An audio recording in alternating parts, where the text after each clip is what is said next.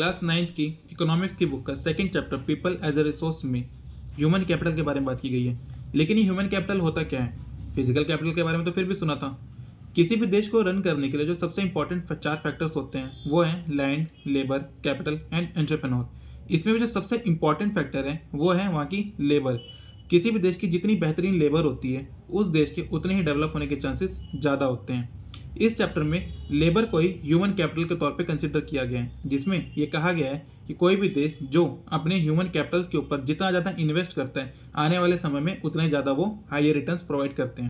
For example, अगर किसी देश ने अपने यहाँ के यूथ के एजुकेशन, ट्रेनिंग एंड हेल्थ के ऊपर ध्यान दिया है तो आने वाले समय में वही यूथ उस देश के लिए ह्यूमन कैपिटल का काम करेंगे और उसे हायर रिटर्न्स प्रोवाइड करेंगे by providing better infrastructure, better health facilities, better technologies etcetera.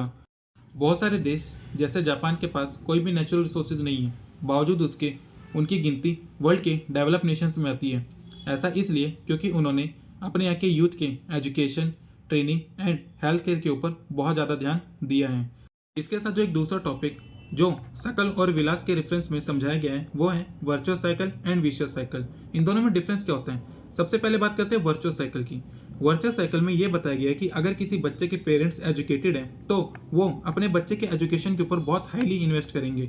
वो भले ही अपने आप को बाकी चीज़ों से कॉम्प्रोमाइज़ करने के लिए तैयार कर लें, लेकिन वो अपने बच्चों के एजुकेशन के ऊपर किसी भी तरीके से कॉम्प्रोमाइज़ नहीं करते हैं। वहीं दूसरी तरफ विशियस साइकिल में ये बताया गया कि अगर किसी बच्चे के पेरेंट्स अनएजुकेटेड हैं तो पॉसिबिलिटीज़ है कि वो अपने बच्चे के एजुकेशन के ऊपर उतना बेटर इन्वेस्ट ना कर पाएँ। इसके टेबल फैक्टर्स हो सकते हैं जैसे लेस इनकम होना, हेल्थ के ऊपर ज़्यादा खर्च होना, कर्जा ही पे करते रह जाना, अलोंग साइड ये पता ही ना होना कि बच्चे को क्या पढ़ाना है और कहाँ पढ़ाना चाहिए।